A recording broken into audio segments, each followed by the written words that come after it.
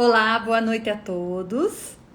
Estamos entrando com um pouquinho de antecedência a fim de que possamos conectar os nossos convidados, já que o Instagram tem demorado um pouquinho para fazer isso, né? Então já estou entrando a fim de que nós não percamos nem um minuto da participação destes dois palestrantes de nível altíssimo e sendo até mesmo que o ministro Ernesto, o ex-ministro Ernesto Araújo já nos disse que ele tem compromisso logo na sequência, né? Então nós não podemos nos demorar.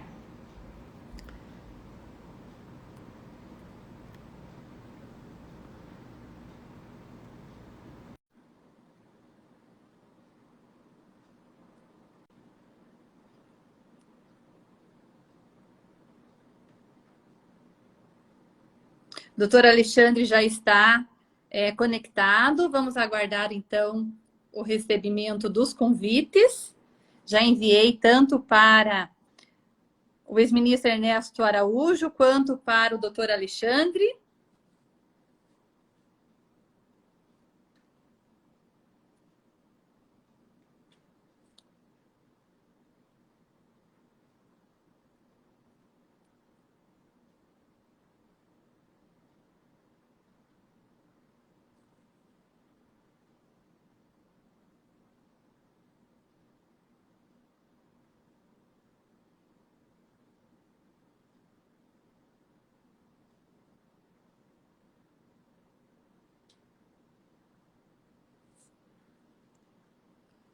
Ministro, se estiver nos ouvindo, ontem também aconteceu o mesmo, né? Então nós temos que ficar insistindo.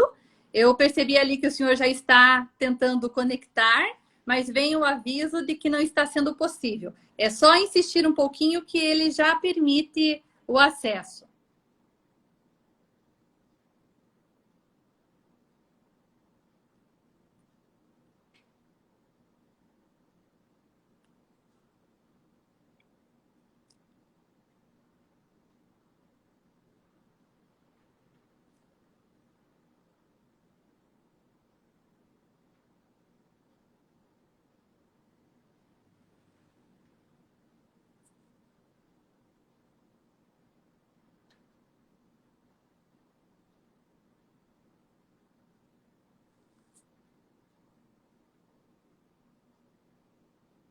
Tanto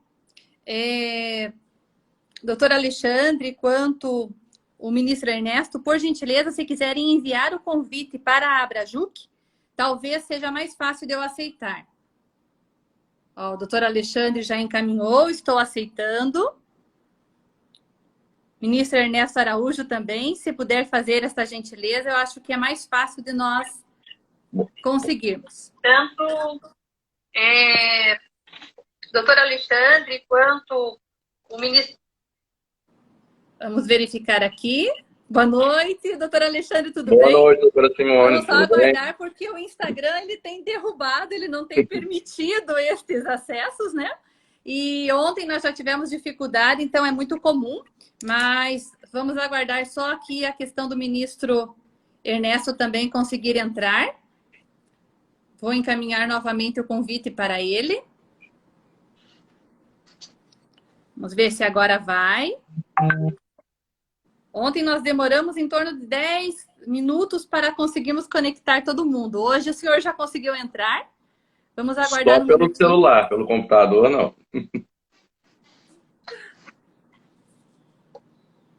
Vamos aguardar.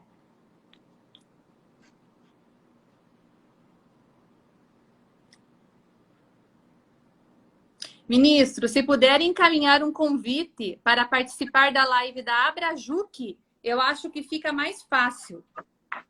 O Instagram tem permitido mais rapidamente.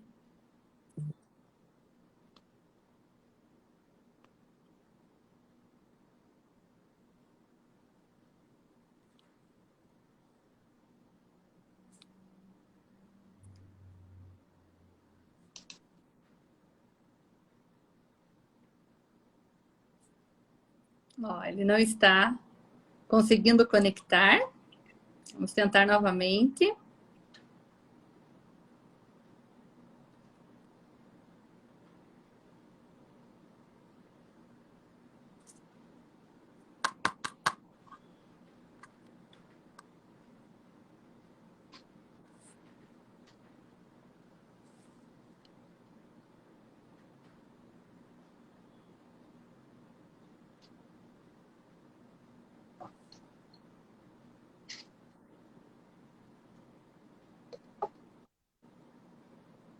Agradeço já a presença dos nossos ilustres participantes, né, telespectadores da live de hoje que estão entrando.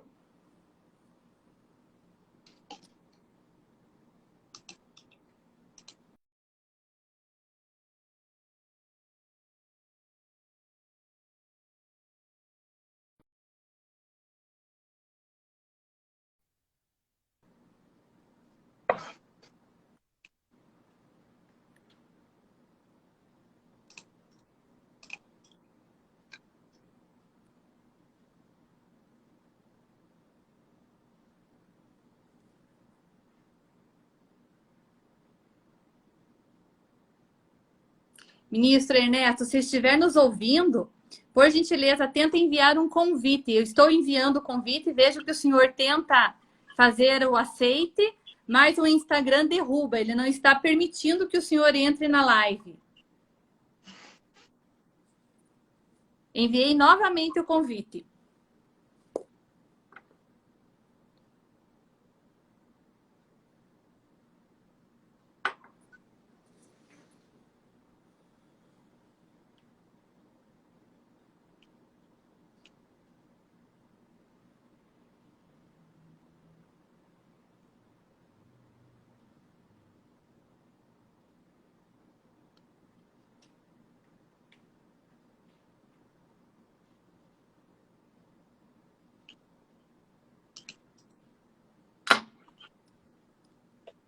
Eu estou vendo que o ministro está online.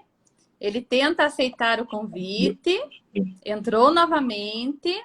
Vamos verificar se agora eles conseguem fazer a autorização da conexão. Para mim já consta aqui, já estou vendo a imagem dele. Agora sim. Boa noite, ministro. Que bom tê-lo conosco. Um pouco a dificuldade para essas conexões tem sido bem constante nas nossas lives. Inclusive, eu entrei um pouquinho antes porque eu sei que o senhor tem um compromisso logo na sequência e nós não podemos nos demorar muito, né? Então, bem-vindo, né? O ex-ministro chanceler, né? Ernesto Henrique Fonseca Fraga Araújo, né? Um dos nossos palestrantes de hoje, um dos nossos convidados, né? Para a live de hoje.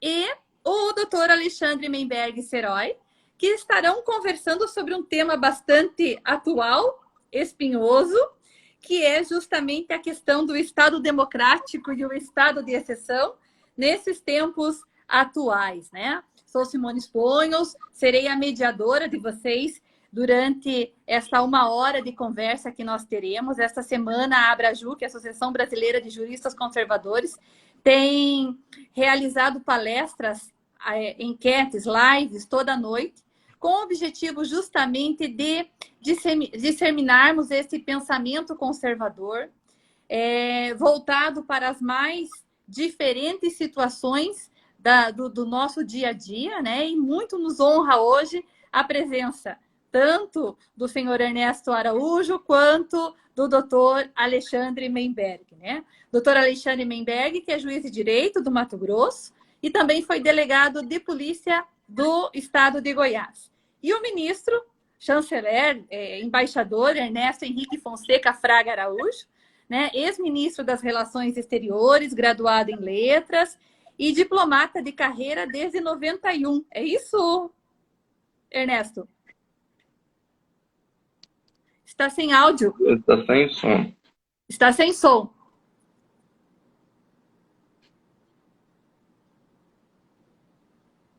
Ainda não.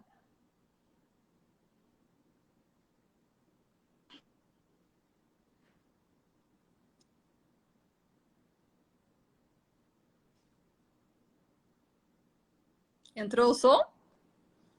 Vamos aguardar um minutinho.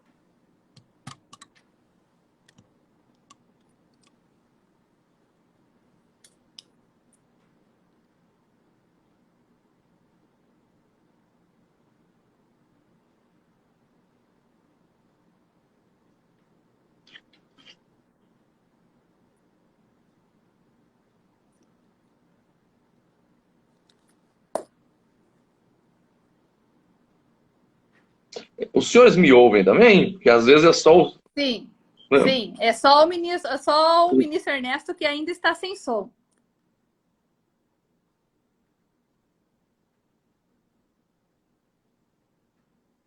Está pelo celular, ministro? Então, acho que talvez tenha que liberar o Instagram, o microfone, para ser utilizado no aplicativo. Às vezes ele não libera direto. Mas nós aguardamos sem problema algum. Pode fazer a conexão aí.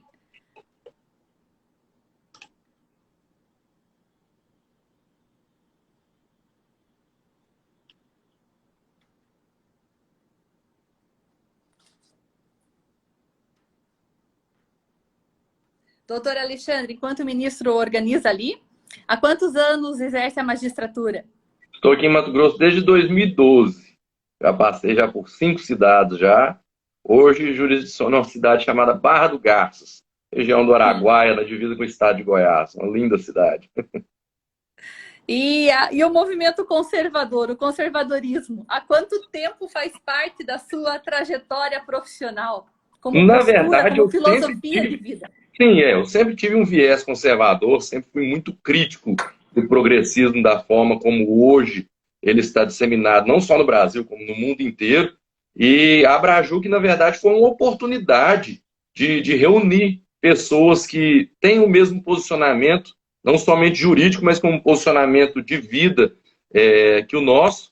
E foi uma oportunidade ímpar. Ministro, agora com a palavra. Agora sim. Que coisa boa, ministro. Conseguimos conectar essas dificuldades, são muito comuns. Pois é. Mas, por outro lado, permite que nós possamos nos aproximar. Exato. E nós estávamos conversando justamente com o doutor Alexandre a respeito disso, né? O quanto a conectividade tem permitido essa troca de ideias, né? Essa nossa troca de experiências.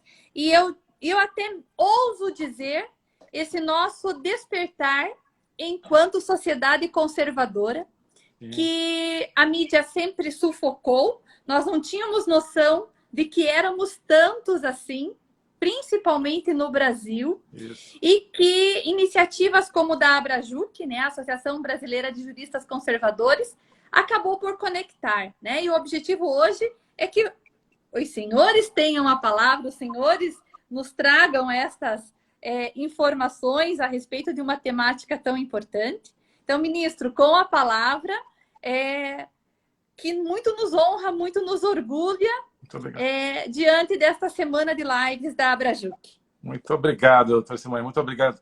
E, doutor Alexandre, é um prazer estar aqui com vocês, com todos que estão nos escutando. Admiro muito o trabalho da Abrajuc. E é um trabalho que se dá justamente no momento em que as sociedades estão sofrendo uma pressão imensa de mudança para lugares que a gente não sabe se as pessoas querem. Em muitos casos, que acho que a gente não quer, né? E o direito é a essência da sociedade, né? De certa forma. Ele é a razão de ser da sociedade, de certa maneira. Não a razão de ser, mas ele é o que permite a existência de uma sociedade minimamente funcional, né? Então, é justamente no campo do direito que acho que, antes de mais nada, precisa ser estudado o que está acontecendo no mundo, né? Porque as coisas estão mudando de uma maneira que não está nem tempo da gente estruturar, digamos, isso no pensamento, né? E eu acho que, antes de tudo, esse é o compromisso de quem tem o sentimento conservador, e, portanto, a Abrajuc é uma iniciativa tão relevante, né? O compromisso de entender o que está acontecendo nesse campo decisivo para as nossas sociedades, né? Acho que a sociedade, assim, o mainstream, digamos assim, tende a dizer, olha, as coisas estão acontecendo, mas tudo bem, fica tranquilo, né? Não, peraí, a gente precisa entender o que está acontecendo, quais são as mudanças na superfície, mas, sobretudo, aquelas que estão mais fundo, né? Portanto, admiro muito realmente o trabalho e agradeço muito a oportunidade de estar aqui. E, como sempre insisto, sem ser jurista, mas a partir de uma experiência e algum estudo que eu tenho procurado fazer sobre coisas que estão acontecendo no mundo e no Brasil, tá? Eu queria dar alguma contribuição aqui nesse tema, né, do estado de exceção. e do Estado de Direito. O estado de exceção, eu acho que ele se tornou a regra durante a pandemia, a partir do início da pandemia, né? Justificado pela emergência sanitária. Isso praticamente todo o mundo. Antes de mais nada, parece curioso, porque é como se várias forças e correntes no mundo já estivessem esperando algum tipo de emergência que justificasse a instalação de um estado de emergência, né? É como se instituições multilaterais, os megabilionários, Bill Gates, George Soros e as elites aí que se encontram em Davos, né? Eu já estive em Davos, mas não me considero parte da elite. Enfim, e outros atores. Inclusive, muitos já vinham falando, olha, pode ter uma pandemia. Bill Gates, outro dia, declarou que, olha, vai vir uma nova pandemia. É como se já houvesse uma expectativa, não estou entrando em teoria de como surgiu o vírus, como surgiu a Covid, mas tem-se a impressão de que havia, em vários círculos aí de pensamento, né, do Great Reset e tudo isso, uma espécie de preparação para um momento em que algo justificasse essa emergência, né? Na realidade, assim, o mundo, de certa maneira, nós que estávamos por dentro desta realidade, estávamos, de certa maneira, esperando o momento em que essa convergência iria acontecer. Pois é. Nós estudávamos os passos, né, os Exato. mecanismos, e essa conjuntura indicava que algo de muito grandioso estava para acontecer. Aconteceu. E aconteceu e continua acontecendo, né? Eu já usei em algum lugar a expressão golpe de Estado mundial para caracterizar, ou tentativa de golpe de Estado mundial para caracterizar a reação de governos e instituições à pandemia.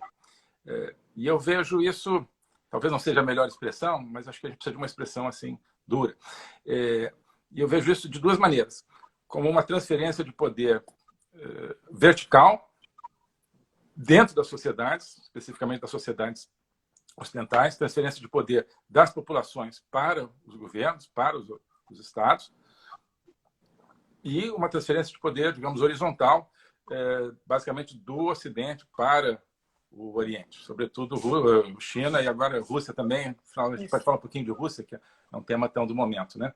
Mas o que a gente vê é que no Ocidente, populações inteiras se tornaram muito mais dependentes do Estado, né? Sobretudo em países como o Brasil, por causa da dependência em relação a mecanismos de auxílio que se mostraram necessários, mas o resultado foi um aumento da dependência.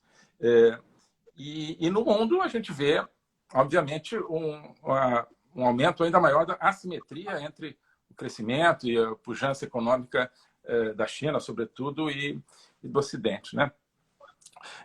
Então, temos esses dois aspectos. E dentro de cada país, nós temos uma enorme manifestação da engenharia social, através das medidas tomadas em relação à Covid. Então, aqui não é uma questão de contestar as medidas especificamente, mas observar declarações e ideias que estão surgindo a partir de pessoas que, digamos, provêm justamente dessas correntes que parecem achar que a pandemia é um pretexto, é uma justificativa para coisas que já eram pré-existentes. Eu tenho falado de um artigo que me chamou muito a atenção, que é um artigo que apareceu no The Atlantic. Depois vou dar a referência, que agora não tenho aqui, mas sobre as máscaras, que diz assim, olha, não importa se as máscaras são eficientes. O que importa é que elas acostumam as pessoas a se submeterem às necessidades da comunidade. Basicamente é isso. Então, fica muito claro que há um objetivo que é diferente do objetivo alegado e que muitas pessoas já estão assumindo que é diferente do objetivo alegado, que é um objetivo, então, de engenharia social, né? eu acho que isso já vinha se preparando muito na questão climática, né?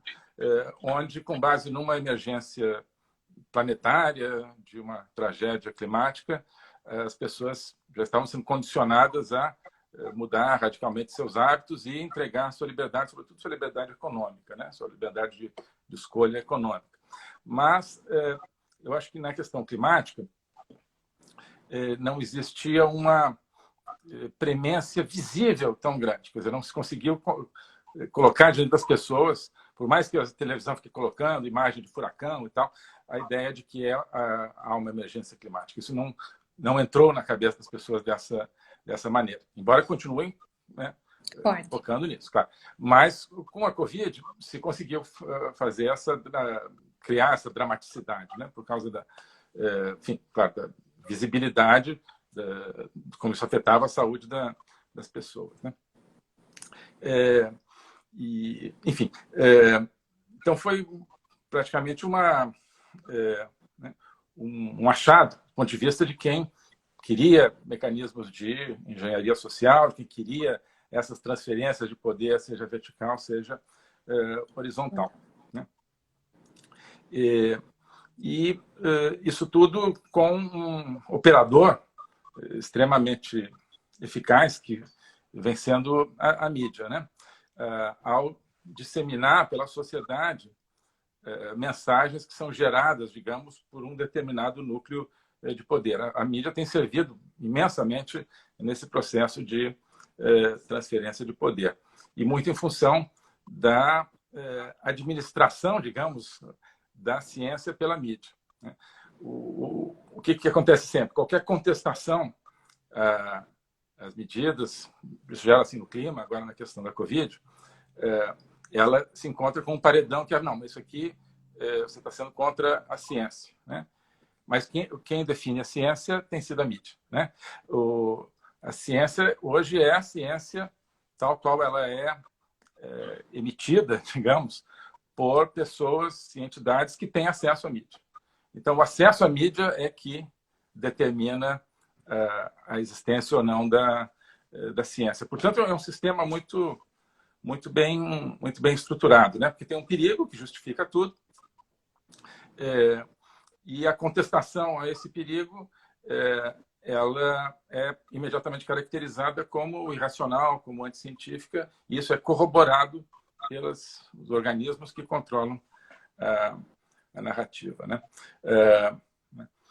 Bem, eu queria, então, basicamente, a partir de agora, me referir a um livro que eu li agora recentemente, pela segunda vez, me chamou muito mais atenção do que pela primeira, que é o Estado de Exceção, justamente do Giorgio Agamben, né? O filósofo italiano.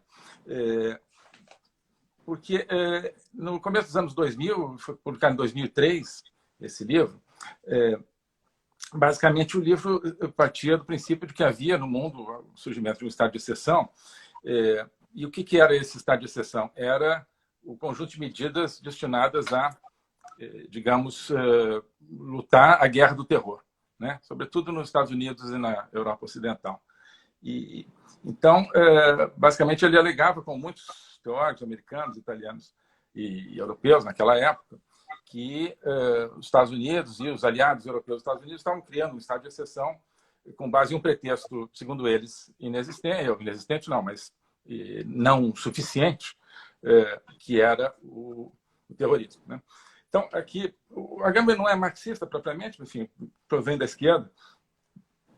A primeira coisa que eu vejo é uma tese que eu desenvolvi, que é a tese da esquerda, enfim, do pensamento de esquerda, como o princípio do primeiro critica, depois aplica, né? Então, na época, né, não, quem detinha o poder era, enfim, digamos, partidos, entidades de centro-direita, não de direita propriamente, mas a esquerda estava fora, então eles criticavam um pretexto trazido pela direita, digamos assim, para criar medidas que cortavam certas liberdades individuais, certos direitos, uma certa invasão de privacidade, etc., né? Hoje a lógica é mais ou menos a mesma, embora o tema tenha se invertido. Então é muito interessante ler agora esse esse livro, porque ele aponta coisas que eu acho que hoje, o mesmo autor, se bem que eu acho que o Agamben até foi crítico das medidas contra a Covid na Itália, mas essa linha de pensamento hoje jamais escreveria, eu acho, um livro dessa natureza, criticando. Ao contrário, agora eles estão do outro lado, estão a favor das medidas, né?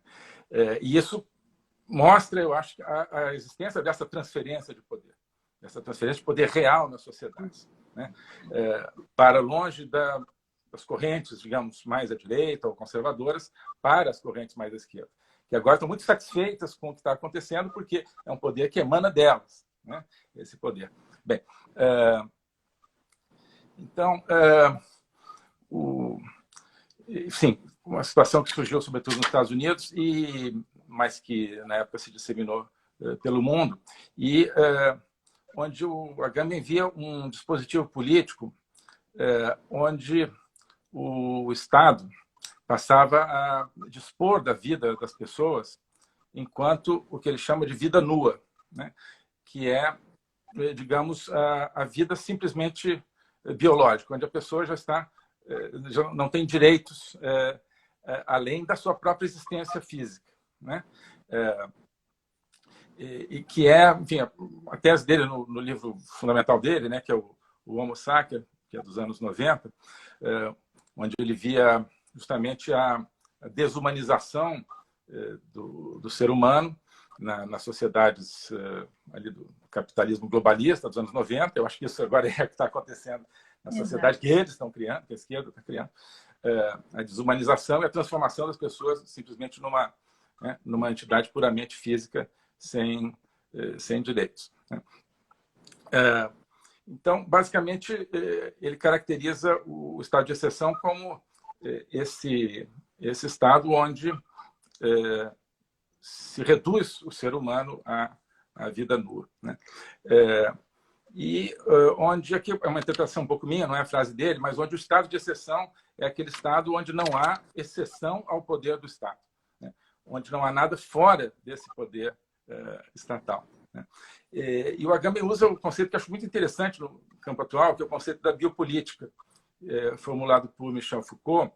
Aqui mais, acho que um elemento, aí, mais um exemplo do primeiro critica e depois aplica, porque Foucault cria esse conceito para criticar, para dizer que a sociedade capitalista, moderna, ocidental, europeia, interferia a tal ponto na vida humana que ela entrava, digamos, no próprio corpo da pessoa, né? A biopolítica. E é o que a gente está vendo hoje, né? na pandemia, né? Que é essa penetração da política nos próprios domínios da vida biológica, né? Onde as nossas células estão sendo politizadas, né? Onde né, as pessoas estão se sujeitando a coisas que mexem, dizem que não mexem com o DNA, mas mexem pelo menos com o RNA, né? Em muitos casos, né? Ou seja, algo que tem a ver com o nosso código genético se tornando objeto de política, se tornando, olha, se você critica isso aqui, você perde os seus direitos de cidadão, né? Por quê? Não, porque você não quer deixar que o seu RNA seja manipulado. Acho que não há mais biopolítica, não há gesto mais biopolítica do que esse, né? Eu acho esse conceito interessante porque ele chama a atenção para o fato que existe uma política, né? Uma política aqui, ou seja, uma relação de poder. E aí, voltando um pouquinho, que nós começamos no começo, a famosa questão, né, do direito, dos julgamentos do direito penal, se eu entendo bem, né? Não sei, esperando nos filmes, né? Que é o cui bono, né? A quem beneficia tudo isso, né? A quem beneficia? Quem está ganhando com a pandemia? Quem está ganhando mais poder com a pandemia? Olha, no Brasil, quem está ganhando é a velha política, né? Desde o começo da pandemia, quem ganhou foi a velha política, o velho sistema de dominação, né? Aquilo que, infelizmente, a gente tem que chamar de cleptocracia brasileira, né? Certamente, no Brasil, quem vem perdendo poder vem sendo o próprio povo, a própria população e o poder executivo como aquele com o qual a população mais se identifica, né? No mundo, quem tem ganho poder é a China, quem tem perdido é o Ocidente. A China, a Rússia, o eurasianismo totalitário e também o multilateralismo, que é, de certa forma, um aliado, o multilateralismo antissoberanista, né?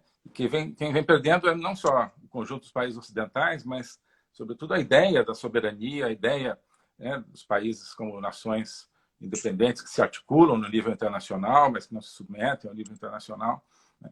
E o Canadá é apenas um exemplo extremo do que está acontecendo, né? De uma destruição, praticamente, desse conceito de democracia ocidental, de uma transformação profunda de uma sociedade em algo diferente. Mas se nós olharmos aqui na nossa região, seguindo nessa questão, nessa pergunta do cui bono, né, nós vemos que quem tem ganho são as forças do Foro de São Paulo, basicamente, né?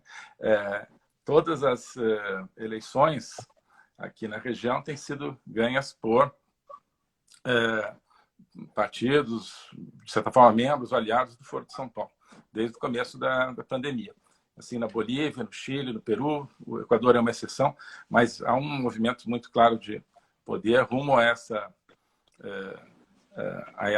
corrente, que, no fundo, e o Brasil seria a última fronteira a ser conquistada. Né? Exato, essa aqui é a grande preocupação. Nós somos a bola da vez, ministro. Eu estive num evento agora na Colômbia, semana passada. Eu acompanhei. Exato, pois é. E, enfim, a Colômbia está prestes, agora em maio, a ter um candidato comunista ganhando a eleição, e o Brasil sofre esse risco, obviamente, né?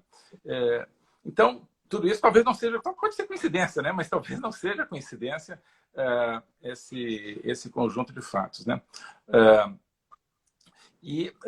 O Agamben, ele diz que existe que estaria surgindo naquela época, eu acho que está surgindo hoje, uma matriz comum entre democracia e totalitarismo, né?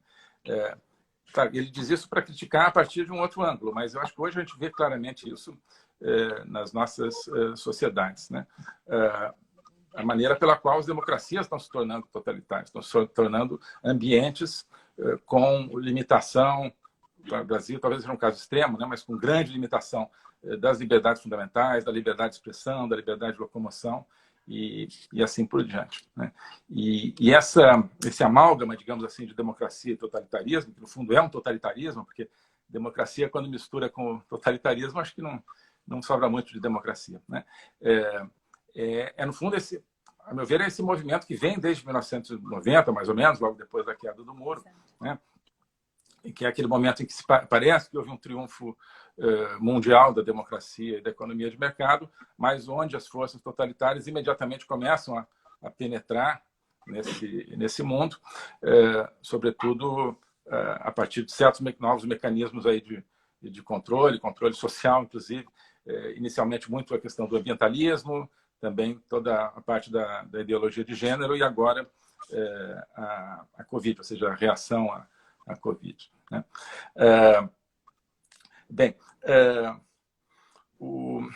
Queria fazer uma breve citação aqui sobre a definição do estado de exceção, onde o Agamben diz assim sobre o totalitarismo moderno. O totalitarismo moderno pode ser definido... Eu li em espanhol, vou traduzir aqui do espanhol. O totalitarismo moderno pode ser definido nesse sentido como a instauração, através do estado de exceção, de uma guerra civil legal que permite a eliminação física, não só dos seus adversários políticos, senão também de categorias inteiras de cidadãos que, por qualquer razão, resultem não integráveis no sistema político, né? Então, ele já fez esse diagnóstico. Acho que era um diagnóstico errado na época, mas hoje é o que a gente está vendo, né? A criação, ou seja, você divide a sociedade entre, né, grupos, negacionista e o obediente, digamos assim, coloca eles em confronto, né, e através de um estado de exceção, ou seja, uma espécie de guerra civil legal, né, onde o próprio Estado coloca parte da população em confronto com a outra, ou estimula isso, e permite a eliminação, agora não física, né, mas praticamente a eliminação social das pessoas que estão no lado chamado negacionista. É o que a gente vê no Canadá, a perseguição que está havendo nas pessoas no Canadá que se insurgiram, digamos, contra esse Estado, né? Algo que eu acho muito interessante para o ponto de vista brasileiro, que o Agamben coloca como caracterização do estado de exceção, é a indistinção entre os três poderes, né?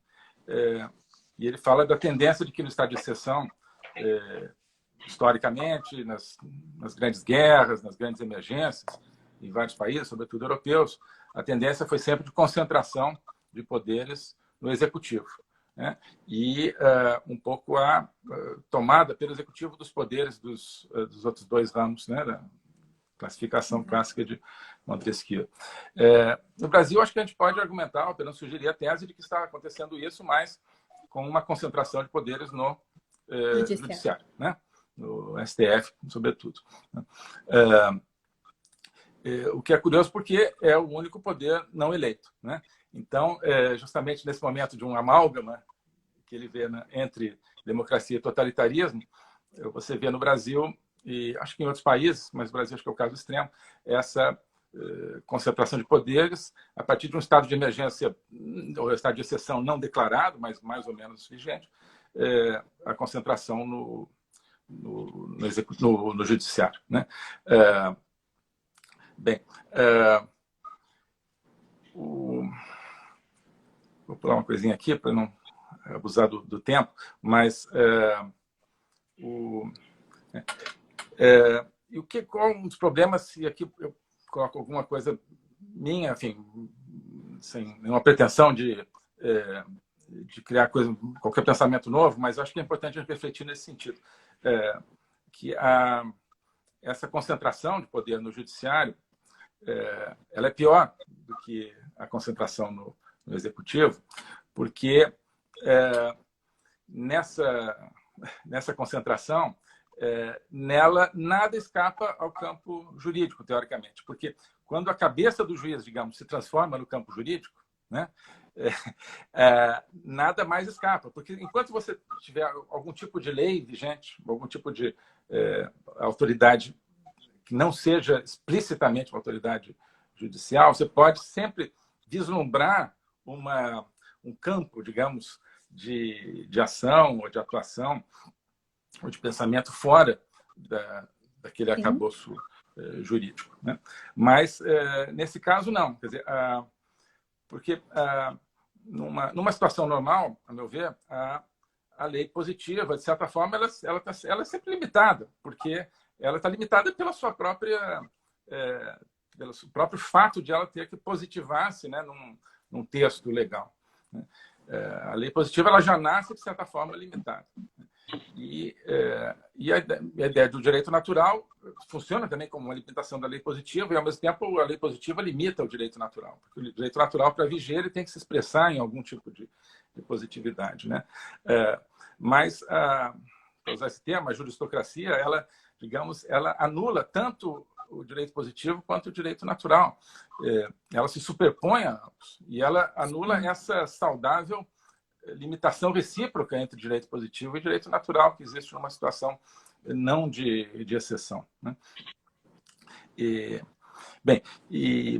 Então, no fundo, nós temos algo também que é o seguinte: a limitação do bom senso, porque tanto a lei, enfim, essa convivência, acho que do direito positivo com o direito natural, ele sobrevive também à base do bom senso, né? Algo que, né, segundo Descartes, é a qualidade mais difundida, né, na humanidade. Mas hoje nós vemos uma quebra, digamos, dessa questão do bom senso. Bom senso. Né? Perfeito. E o bom senso, uma das coisas que ele permite é vislumbrar a realidade atrás das palavras. A falta do bom senso, ela conduz, é um tema também que me é caro, a vigência, digamos, do nominalismo, onde o que existem são as palavras dissociadas da realidade. Então, democracia, né? O que está acontecendo hoje no Brasil e em outros lugares? Democracia virou uma palavra, né? Democracia é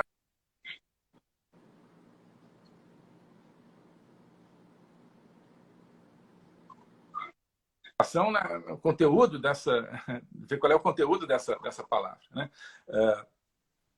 Então, no realismo que decorre do bom senso, as coisas se definem pelo seu conteúdo, né? E as palavras são uma expressão desse conteúdo. Claro que isso é complexo, né? Por isso que a gente tem o pensamento humano, né? É uma relação que é óbvia, né? No mundo do pensamento não existe uma correspondência direta, né, entre cada palavra e cada coisa. Se fosse assim, seria fácil, né? Então, não é óbvio. Mas o que nós temos hoje é uma passagem para um nominalismo onde basta pronunciar certas palavras mágicas e a realidade como que desaparece. Exatamente. E isso é muito preocupante, né? Porque nós estamos tendo uma mudança de perspectiva desta realidade, principalmente nesse momento em que nós vivemos esse estado de exceção que está sendo institucionalizado, né? Uhum. E o que me preocupa muito, né? Eu tenho acompanhado o seu raciocínio, é justamente a questão de que a nossa ordem jurídica, a nossa democracia foi jogada no lixo por uma situação de emergência sanitária. Isso. E o que eu pergunto, ministro, é, diante desse fato, o mundo poderá criar outras emergências? Certamente. Para que também esta situação, né, de cerceamento de direitos e liberdade volte a acontecer? Certamente, Porque... certamente. Isso eu acho que vai acontecer, né? Tem pessoas até que especulam que a iminência, aí, esperemos que não seja o caso, né, de uma guerra na Ucrânia seja a nova pandemia para justificar novas emergências, medidas de restrição, restrições que estão desaparecendo, né, em vários países da Europa, sobretudo, né, enquanto em vários estados americanos também a tendência é essa. O Canadá agora está um pouquinho na contramão, né, e o Brasil também, eu acho. Mas na Europa a tendência hoje exceto talvez nos dois principais países da Europa, também é complicado, na França e na Alemanha. Mas no restante da Europa a tendência é uma diminuição das restrições. Então tem gente especulando que uma guerra na Ucrânia serviria para voltar, né, a todo um estado de emergência aí com um pretexto mais clássico, né, que é o de uma guerra. Mas ainda assim podemos vislumbrar isso agora, talvez até nos próximos dias. A gente tem que prestar muita atenção se isso vai acontecer ou não, né? Mas enfim, tô próximo de terminar aqui o que eu tinha preparado para compartilhar, mas tem uma distinção também que eu acho muito interessante que o Agami faz, que é, digamos, entre dois tipos de estado de exceção. E aí ele pega autores lá do começo do século XX, inclusive autores da Alemanha, que tentaram justificar ali né, o regime nacional socialista na Alemanha. Na Alemanha. Né? Mas é uma distinção interessante, que é um primeiro estado de exceção, que é um estado de exceção ainda mais ou menos constitucional, que é onde a lei está em vigor, mas não se aplica, né? Então é uma suspensão da lei, mas ela está ali em vigor. Agora, depois vem um estado de exceção que ele chama de ditatorial, que é onde a lei se aplica mesmo não estando em vigor. Ou seja, e eu acho que isso está mais próximo, infelizmente, de onde nós estamos hoje. Deve acontecer. Né?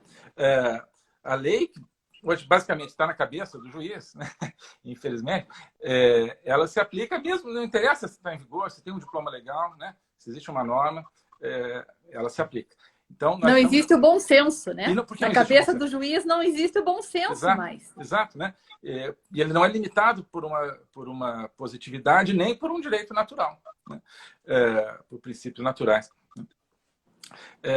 Então, nós temos uma situação, e a Gami descreve isso para a época desse começo do século XXI, acho que ela se aplica agora novamente, onde um mínimo de vigência formal coincide com o máximo de aplicação real da norma, do direito, ou da ausência de direito, digamos, nesse caso, né?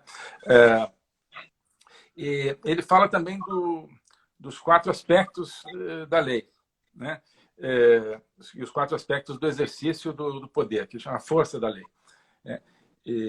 Que vem do direito romano, que são, ou seja, a lei ela tem 4 virtudes, 4 forças, que é imperare, vetare, permittere, punire, né? Então, imperare, mandar, vetare, proibir, permittere, permitir, e punire, punir. Ou seja, a lei existe para mandar alguém fazer alguma coisa, para proibir alguém de fazer alguma coisa, para permitir que alguém faça algo e para punir alguém por ter feito algo, né? E hoje, acho que todos esses aspectos no Brasil convergem no judiciário, né? Nós temos um judiciário, sobretudo a cúpula do judiciário, que manda fazer, proíbe de fazer, permite e pune, né? Então, nós temos, assim, visivelmente, né, pelo direito romano, essa junção de faculdades que, numa sociedade democrática, tem que estar distribuídas entre poderes diferentes e fazerem referência a uma lei conhecida. Hoje, a gente não conhece qual é a lei em vigor no Brasil. A gente tem essa impressão, né? Então, ele diz que o estado de exceção é um espaço anômico em que se põe em jogo uma força de lei sem lei. Quer dizer, você tem toda a força da lei, que manda, proíbe, permite e pune, né? Mas sem uma lei. Porque a lei é fabricada no momento para o exercício, digamos, puro do poder, né? Bem, e aí, para terminar, enfim, acho que a gente pode ver realmente vários elementos aqui de uma desagregação do Estado de Direito e uma substituição pelo Estado de exceção no mundo e no Brasil, né? Então, Estado de Direito, a lei é igual para todos, né? Estado de exceção, a lei é diferente, né? Alguns são, né, são beneficiados por determinadas, né, situações, outros estão excluídos desses mandamentos, dessas decisões, né? Outro aspecto já falamos, essa questão que a decisão judicial ela se superpõe tanto ao direito positivo quanto ao direito natural. E a decisão judicial ela adquire todas aquelas 4 características da lei, né? Do mandar, proibir, permitir e punir. E algo que, enfim, desculpa assim, vou expressar em linguagem leiga, porque mas onde me parece que o cidadão, cada vez mais, ele não tem direitos de nascença. É como se ele só adquirisse direitos a partir de uma determinada obediência ao Estado, né? Eu digo nascença não no sentido temporal, mas no sentido lógico, né? É como se, acho que no Estado de Direito, né, o ser humano surge, digamos, no mundo do direito, no mundo legal, no mundo jurídico, com direitos, né, e pleno de direitos, e alguma desobediência à norma poderá vir a limitar esses direitos, né? Hoje nós temos o contrário. É como se o ser humano surgisse nesse universo sem direito algum? Sem direito algum, né? E ele só adquire direitos na medida em que ele concessão unicamente do Estado. Por concessão. Eu acho, tem um livro, eu não consigo lembrar o autor, ele é Vírus e Leviatã. E que faz uma analogia justamente de tudo isso, o que aconteceu durante, né, o período nazista na Alemanha, e fazendo um comparativo com o que nós vivemos hoje, ministro, e é assustador, né? Estado do medo, a questão da emergência, a autorização para o autoritarismo, tudo isso decorre de etapas que já se repetiram e que a sociedade, de alguma maneira, está impondo novamente. Exatamente, exatamente. Não, é impressionante também, eu acho que essa inversão também, né? Coisas que eram temidas, né, agora são propaladas e são propagadas como algo necessário. Assim como na Alemanha nazista, né? Se perguntava. Eu lembro que quando eu era menina e a gente assistia às aulas de história, a gente olhava aquela multidão ouvindo Hitler e algo me chamava a atenção, mas se ele era tão mal, por que as pessoas ouviam, né? E acreditavam e seguiam, né? Pois é. E hoje a gente faz essa análise, né? Se a realidade que está sendo imposta é tão cruel, por que as pessoas pedem mais cerceamento de liberdade? Por que as pessoas querem mais autoritarismo? Pois é. Né? Por que elas estão clamando por um passaporte sanitário dentro dessa pandemia? Né? Então, assim, é justamente estas questões que envolvem essa emergência sanitária que provocou este estado de exceção, que traz o medo de que isso venha a ser institucionalizado, né? Porque se tornou muito fácil. Eles sabem exatamente aonde causar o desequilíbrio de um sistema que existia justamente para que no momento de crise os direitos fundamentais não fossem violados. Isso. E eles fizeram exatamente o contrário e eles sabem como fazer isso. Sabe. Simplesmente no momento de crise nós não temos mais direitos fundamentais, nem mesmo a integridade física, né? Porque querem nos impor a obrigatoriedade de inoculação. Ministro, é fantástico tudo isso que o senhor falou, mas eu preciso passar a palavra para o doutor Alexandre, que também vai nos brindar com o seu conhecimento na live, né? Mas pegando esse gancho, doutor Alexandre, e agora? O senhor que faz parte desse poder judiciário, que recebeu um poder tremendo. Eu não sei se está ouvindo, doutor Alexandre? Está ouvindo? Está travado um pouquinho a sua imagem. Mas que, em virtude desta emergência de saúde pública, passou justamente a conduzir as ações, né? Muitas delas podemos criticar aqui, né? No sentido de que faltou bom senso para muitas ações, não apenas no Brasil, mas no mundo todo. E o que fazer diante desse cenário, né? Esse estado de exceção que nós estamos vivendo, essa falta de democracia que está escancarada, e como vivermos neste período tão turbulento da nossa história. Então, obrigado pelas palavras, pela palavra, Simone, e obrigado, ministra, por nos brindar aí anteriormente com tanta sabedoria. Eu aqui vou tentar fazer somente uma tentativa, não de justificar o injustificável, porque não cabe a mim fazer isso, não por ser membro do Poder Judiciário, eu não tenho que justificar os abusos que o próprio Poder Judiciário comete. Mas eu tenho aqui que tentar, pelo menos, explicar um pouco como que essa deturpação da própria noção de democracia está acontecendo. A democracia é basicamente o governo do povo, e a nossa Constituição fala claramente isso, que todo o poder emana do povo. Isso foi basicamente uma constatação histórica. Antigamente, eram os reis, os senhores feudais, os imperadores quem mandavam, por poder divino, supostamente divino, por outras questões mais. E uma grande massa, o povo, se submetia a uma vontade de uma minoria muito pequena.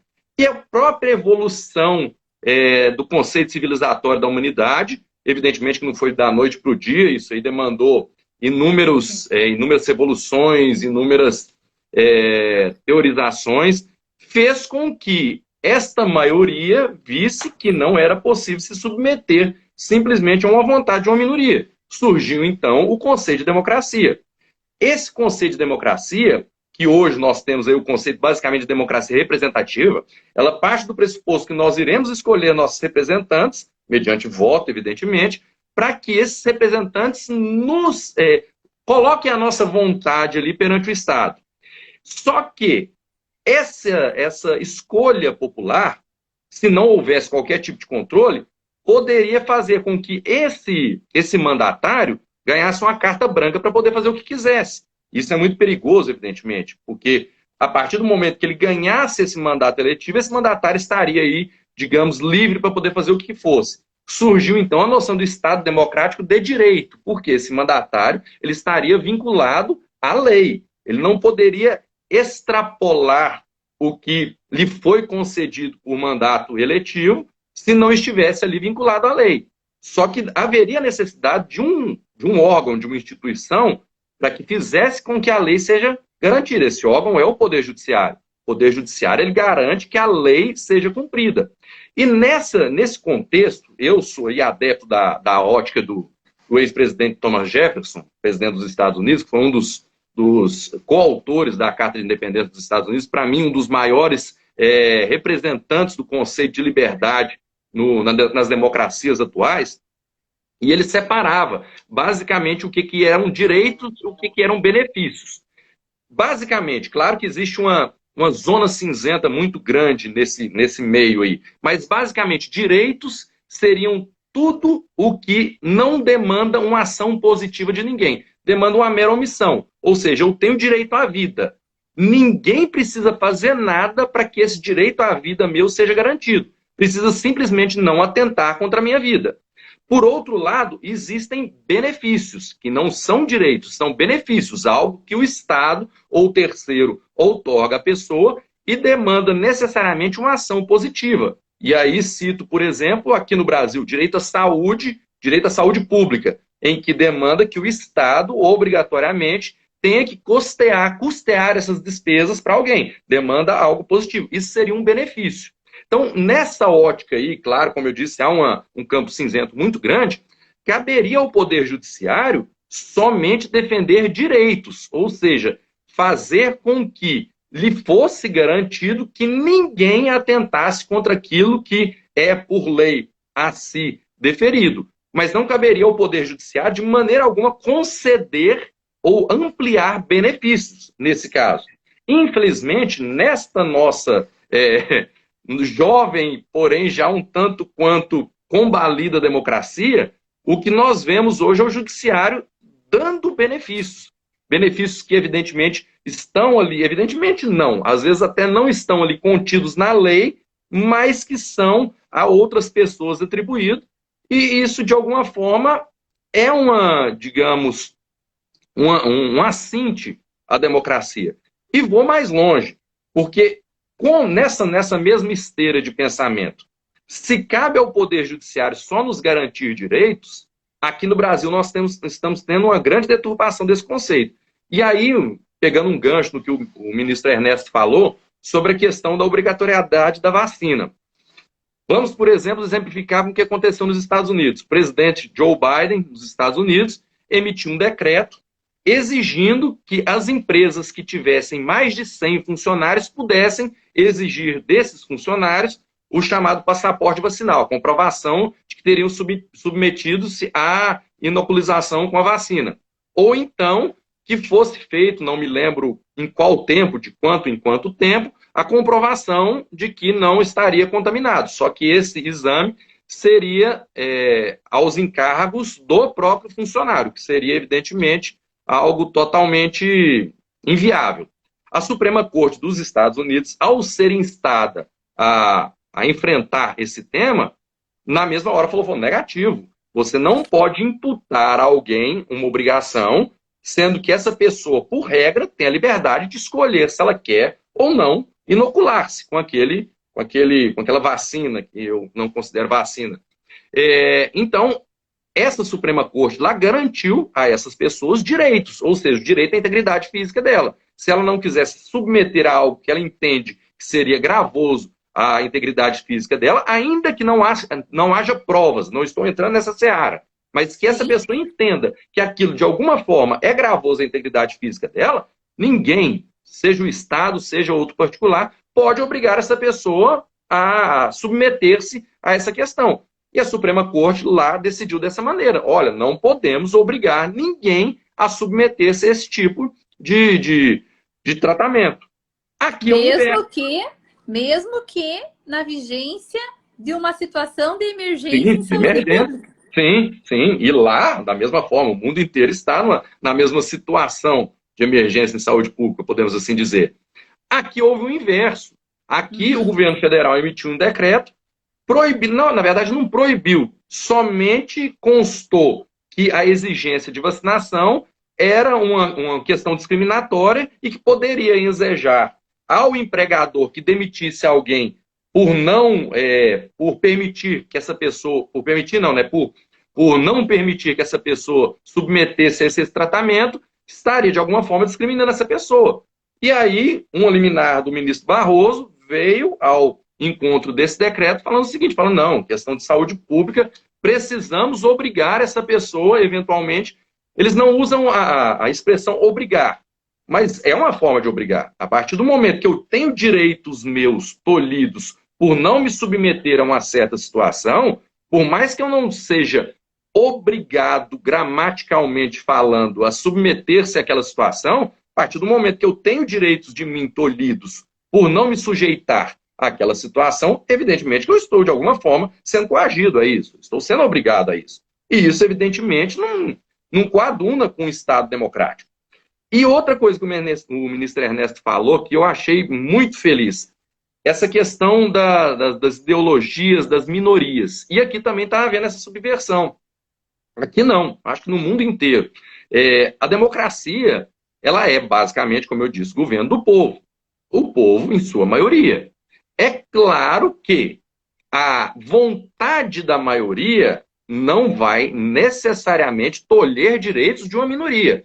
Porém, muitas pessoas, muitos teóricos que criticam a democracia da forma como hoje ela existe e que foi construída aí nas sociedades ocidentais, eles usam a crítica de que a maioria às vezes pode ser injusta. Sim, sem dúvida nenhuma, pode.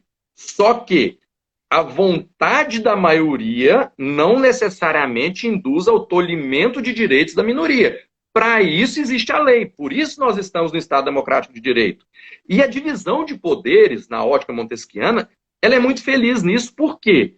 Porque quem pode alterar a lei é o poder legislativo, que é um poder colegiado de vários integrantes. Então, mesmo uma maioria eventual de pessoas, aí, o grito das ruas, mesmo que esse grito das ruas induza, de alguma forma, o poder legislativo a agir de uma ou outra forma, vai haver resistência dentro desse mesmo poder. É diferente, por exemplo, do poder executivo que é formado ali pelo presidente da República, ou no caso do nosso poder judiciário, em que ministros têm a prerrogativa de decidir questões de grande importância por meio de liminares, de forma monocrática. Ou seja, isso é um poder muito grande deferido a alguém que teria a função somente de garantir direitos. Então, nessa senda, eu concordo plenamente com as críticas que são feitas ao Poder Judiciário, porque realmente essa questão, essa possibilidade de decisão liminar de forma monocrática é, sim,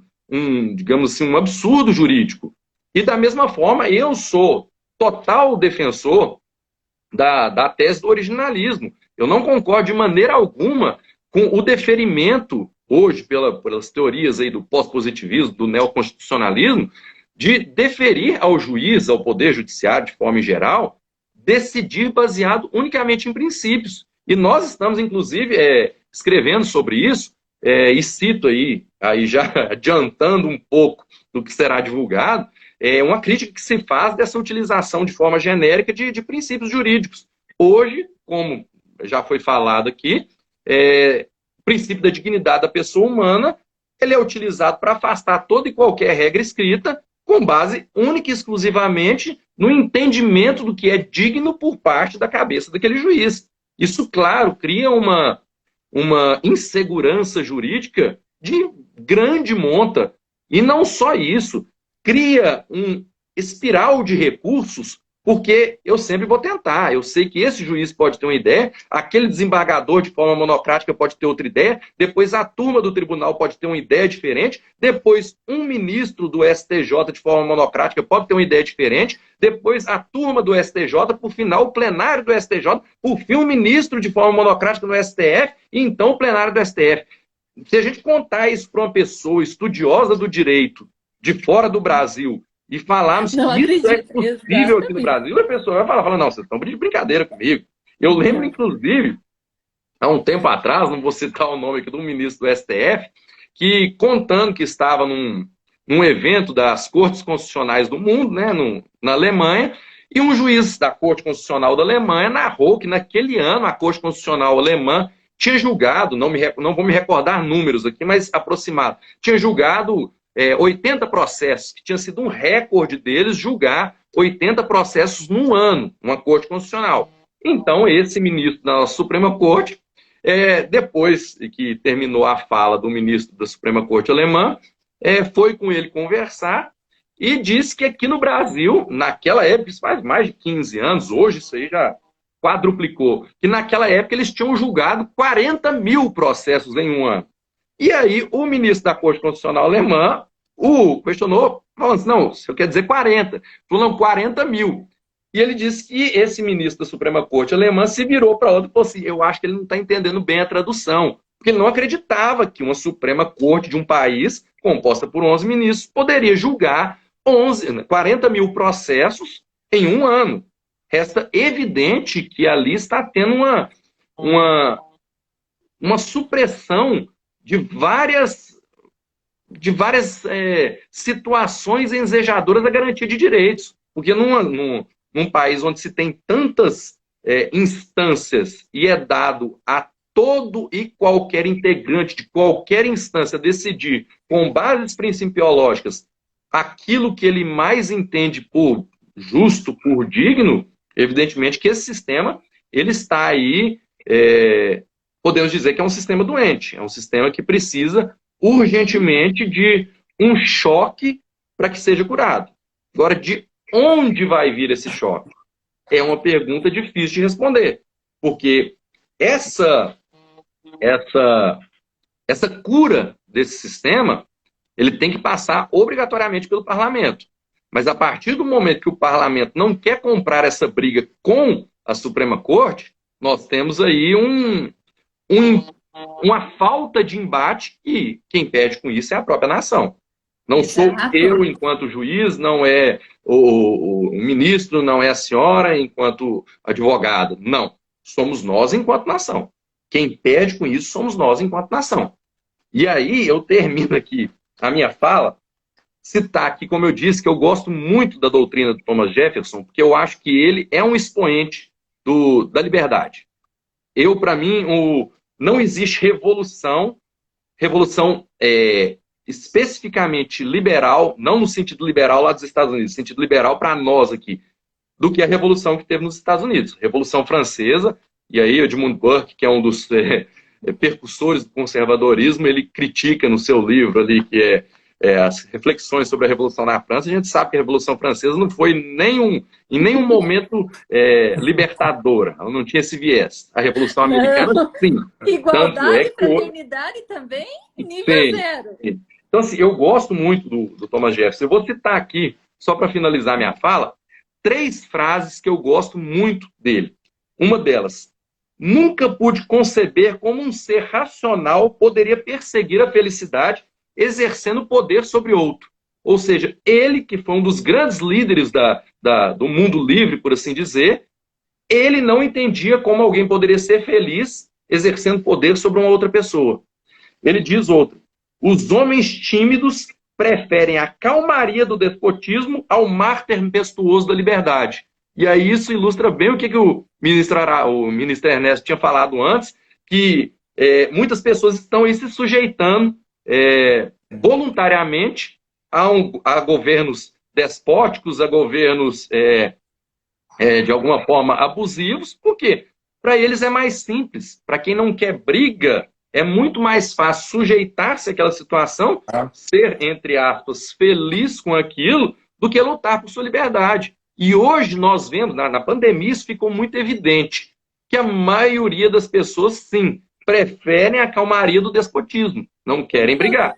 A maioria, não todos, a maioria. Eu também não concordo. Tanto que eu fui muito crítico. No começo da pandemia, em junho de 2020, eu tive a oportunidade de escrever um artigo e, basicamente, eu falei nesse artigo que eu não entendia por que aqueles juristas que mais se qualificavam como garantidores de direito estavam simplesmente silentes quando um prefeito de uma cidade do interior decretava um lockdown, um toque de recolher. Na cidade onde eu moro, o prefeito regulamentou, inclusive, o que ele entendia por aglomeração. Eram 10 pessoas, incluídos os integrantes do núcleo familiar. Acima disso, seria aglomeração, estaria, por decreto, proibida, sujeito àqueles aglomeradores a eventual ação policial, como de fato aconteceu, ações policiais para tolher aquela aglomeração, e esses indivíduos foram acusados de práticas criminosas. E eu lá atrás já critiquei muito isso. Falei assim, como que a comunidade jurídica se silencia dessa forma tão absurda quando a gente fala, por exemplo, vou falar desse silêncio, quando a comunidade jurídica fala em direitos, por exemplo, de presos, pessoas presas, nós temos aí um arcabouço imenso de pessoas que vêm defender direito de pessoas privadas de liberdade. Agora, quando o resto da nação está privada da liberdade sem ter cometido qualquer crime, ninguém falou nada sobre isso. Foram poucos, aliás, me desculpe, não foram poucos que se insurgiram contra isso. E isso, para mim, foi de uma surpresa muito grande, de ver essa omissão deliberada da comunidade jurídica e aceitar tudo isso. É a falta do bom senso, né? Sim, e finalizo aqui com a terceira frase do Thomas Jefferson. Quando as pessoas temem um governo, isso é tirania. Quando o governo teme as pessoas, isso é liberdade. Então a nação não tem que temer o governante que tem que temer a nação. A voz do povo é que tem que ser ouvida. A voz do povo é a voz de Deus, como já dizia o velho ditado brasileiro. Agradeço. Olha, eu gostaria de ficar o resto da noite conversando com vocês, mas nós temos a limitação do Instagram, daqui a pouco ela derruba a live, né? Mas eu acredito que foi muito proveitoso o nosso diálogo. Demonstra exatamente esse estado de exceção que nós estamos vivendo, né? Esse estado de exceção em que a ordem jurídica foi jogada no lixo, em que o bom senso deixou de prevalecer, em que o ser humano, né, enquanto alguém que tem dignidade, né, e que precisa ter essa dignidade respeitada, ficou nu diante desta pandemia, desta emergência de saúde pública. E a coisa foi tão absurda que todo esse arcabouço jurídico foi deixado de lado, ao ponto de nós presenciarmos esse cerceamento de liberdade, esse descumprimento da ordem institucionalizada, né? No Brasil todo e no mundo não está sendo diferente, né? A questão da lei marcial no Canadá, nós temos verificado isso, né? Desde quando nem Hitler, na Olimpíada que aconteceu em Berlim, proibiu atletas de competirem, né? Que dentro de um Estado nacional socialista. E a Austrália fez isso, né? Diante do mundo todo. Então, são essa confluência de medo mais emergência que acabou autorizando, né, pessoas a agirem com este autoritarismo. E é justamente contra isso que nós precisamos cuidar muito, porque eles descobriram o caminho para a decretação de estados de exceção, em que a limitação de liberdade poderá ser imposta, e eu vou além, com pessoas clamando por menos liberdade, para justamente entrar nesta zona de conforto. Eu tive pessoas que me disseram que era melhor que esta vacina fosse obrigatória mesmo, porque era muito difícil decidir se tinha que tomar ou não. Então era melhor que o Estado obrigasse todo mundo, que aí ela não teria que conviver com esse dilema de tomar ou não essa terapia experimental. Mas, enfim, esta é a realidade, né? Nós, como pessoas que temos esse conhecimento, temos a missão de alertarmos aos demais da importância de nós caminharmos ao lado da verdade como bons conservadores, né? Caminharmos ao lado dos verdadeiros objetos, não deixarmos as narrativas nos colocarem vendas nos olhos, né? Trabalharmos dentro do verdadeiro conceito de cada coisa, conceito de Estado, conceito de democracia, conceito de exceção, a fim de que nós possamos sobreviver a esses tempos tumultuados. E a situação é tão absurda que o que decreta ou não o fim da pandemia, mundial até mesmo, não é a cura das pessoas, a descoberta de um tratamento ou até mesmo a redução do contágio, mas é a vontade de um governante, né? Hoje mesmo a gente recebeu a notícia de que o Brasil também está pretendendo transformar essa situação de emergência em saúde pública de pandemia em endemia após o carnaval. O que vai acontecer após o carnaval? Não pode ser agora? Né? O que está acontecendo a nível de Brasil que somente após o carnaval é que nós vamos ter essa redução de situação pandêmica para endêmica, né? Mas agradeço muito, né? Foi muito produtivo este papo, esta nossa conversa, esse nosso diálogo. Ministro, gostaria de falar alguma coisa antes que o Instagram derrube de vez a nossa live? Não, olha, só muito obrigado a ambos aqui, a todos que assistiram, aprendi muito. E eu acho que estamos realmente num momento em que a gente, cada vez que vê pessoas que têm preocupações semelhantes às nossas, a gente se sente mais revigorado. Esse é um momento que, às vezes, a gente olha todo mundo pensando com o rebanho, digamos, né? Fala, não, será que eu que estou, né? Errado. Né? Errado? Não, a gente vê que tem pessoas, né, que, a partir de suas perspectivas, de suas experiências, convergem na mesma preocupação. Então, isso é extremamente bom e acho que para todas as pessoas que estamos assistindo aqui. Então, agradecer imensamente. E é a finalidade da nossa live, né? Essa semana de live é justamente para isso, né? Não para mudar a ideia de quem pensa diferente, mas de mostrar aos demais que nós pensamos igual. Né? Então, essa é a principal finalidade. Doutor Alexandre, obrigada pela participação. Gostaria de colocar algumas palavras para nós encerrarmos, então. Só agradecer a Simone pela condução da solenidade, agradecer ao ministro aí pelo debate, pelos ensinamentos, aprendemos muito, tenho certeza que o nosso público gostou demais, e salientar que a Abrajuc está à disposição de todos, para que, eventualmente, possamos tentar, de alguma forma, consertar esse estado de coisas doente que aí está. Nós tentaremos achar a cura jurídica para a nossa nação. Muito obrigado. Deus quiser. Só lembrando que amanhã nós teremos a live tratando justamente sobre a questão do feminismo, né? A Ana Caroline Campagnolo, a deputada Cristonieto, né? A doutora Somane Ceruti estarão conosco às 19h30 para debatermos a respeito do feminismo. Obrigada, ministro Ernesto. Obrigada, doutora Alexandre. Tenham todos uma ótima noite. Boa noite. Boa noite.